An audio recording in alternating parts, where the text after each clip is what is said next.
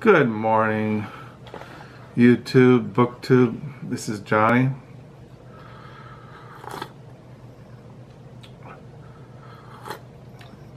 Having a cup of coffee. It is a Saturday morning here in West Michigan.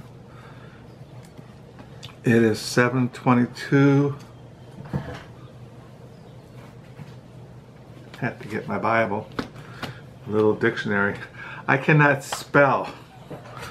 I keep this little dictionary by me when I'm writing it in my diary.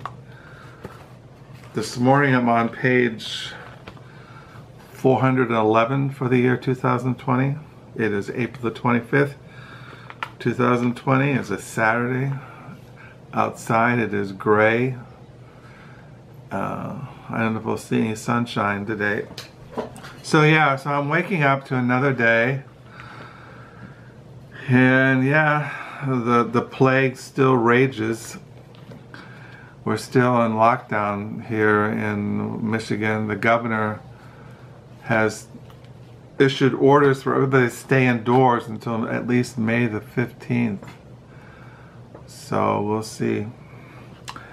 I was going to do yesterday a Friday reads, but I never really got around to it. I never got in the in the mood. But this morning I thought I would just show you what I've been reading and what I'm reading this weekend. I'm just going to show you the books I read in the mornings. Now, every morning I read something different. Like I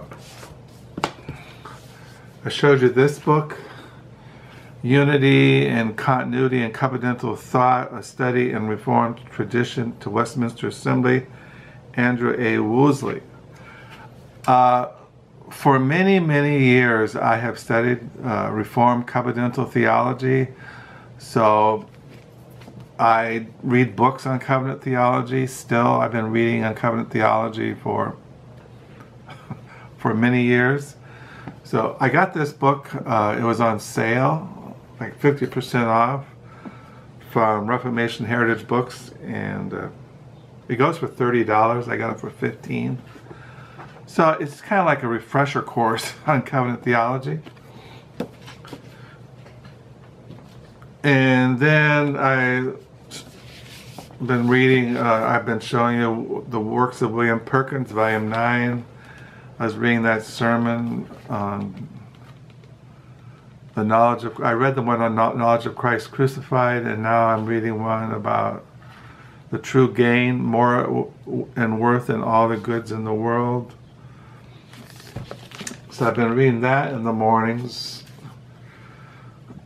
Every other morning I get one of these out and I read them. Yesterday I was reading the works of William Perkins, Volume 8, on the second book of Cases of Conscience. So I read that yesterday morning.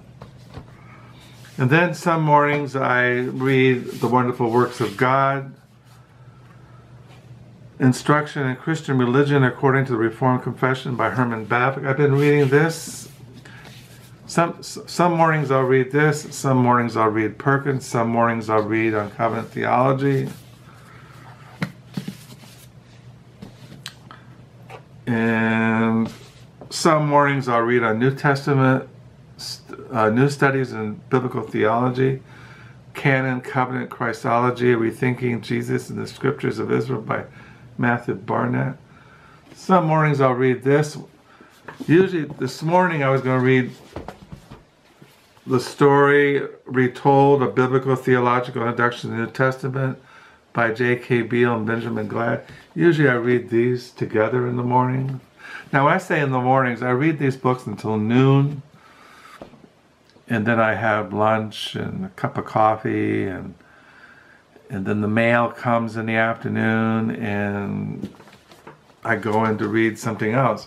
I got this book in the mail yesterday or the day before. I collect the Reformation commentary on Scripture.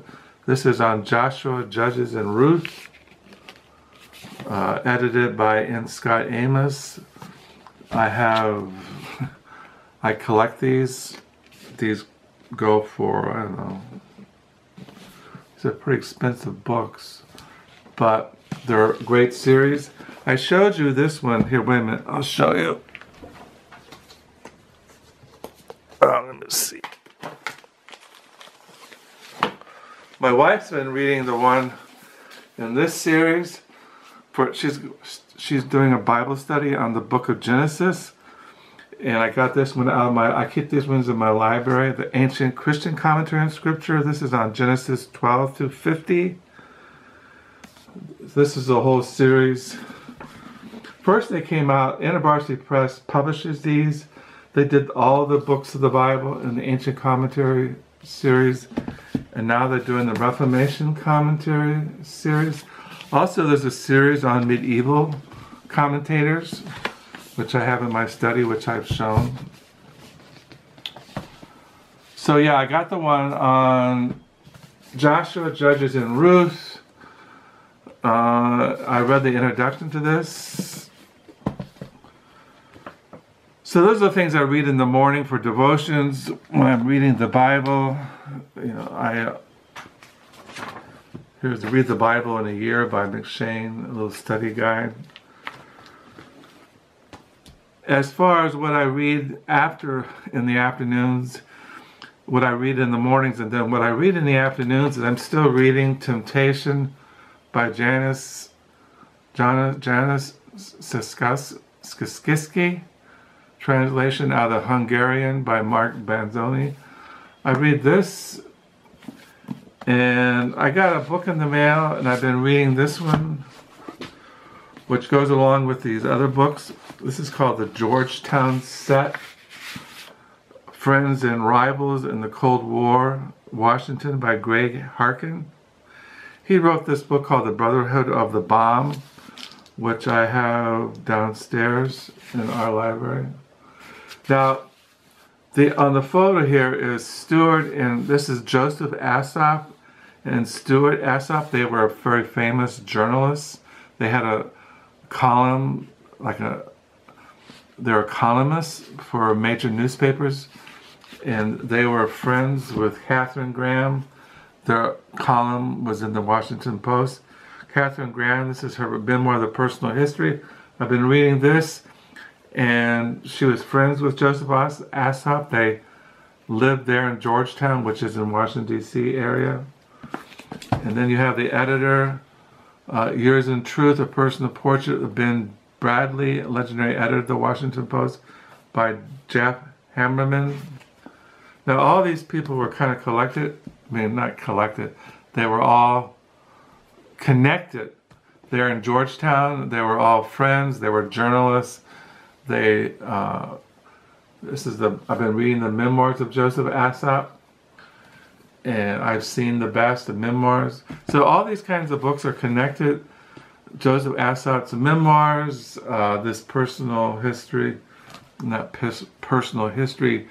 personal portrait of Ben Bradlee, who was the editor of the Washington Post, who was owned by Katharine Graham.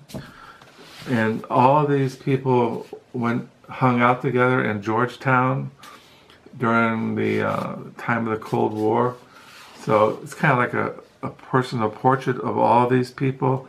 Phil Graham, Joseph Asaph, Stuart Asaph, and it goes into other people like George Kenyon. It just goes on and on.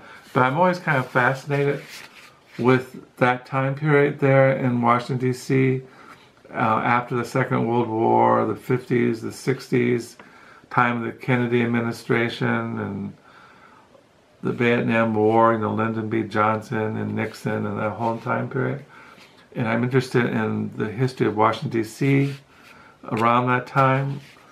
And I've read biographies on Joseph Asaph and Stuart Asaph.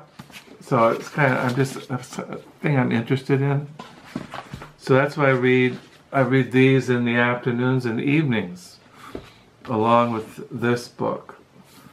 So those are the kind of things I read as I'm going through this time of pestilence, writing in my diary, drinking coffee. I also read when I'm really kind of in a beat mood. is I read Screams from the Balcony, Selected Letters, 1960 to 1970, Charles Bonkowski. So I read this to kind of, when I get in a different mood.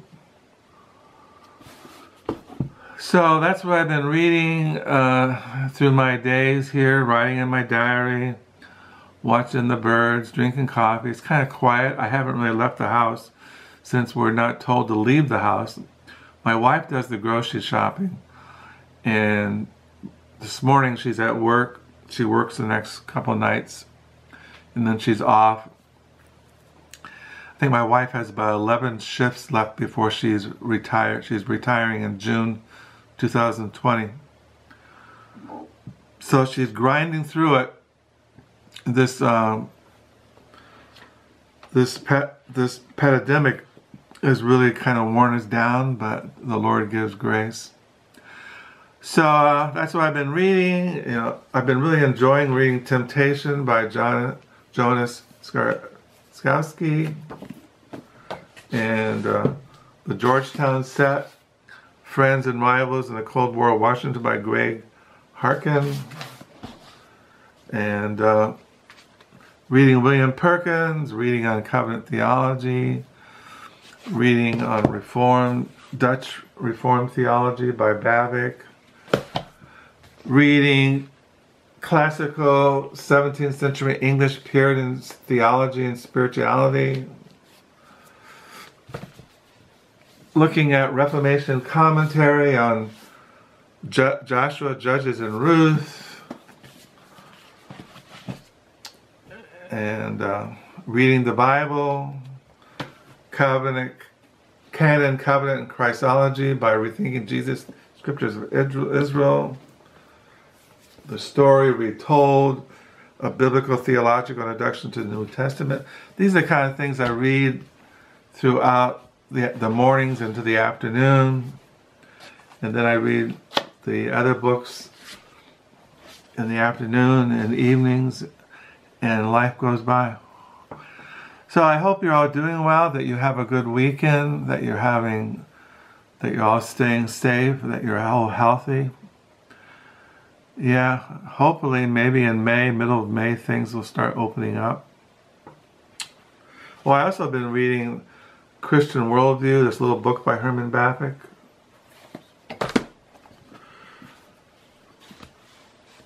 So I'll sign off. Thank you for the new subscribers and for the comments, and stay safe, and until next time, bye.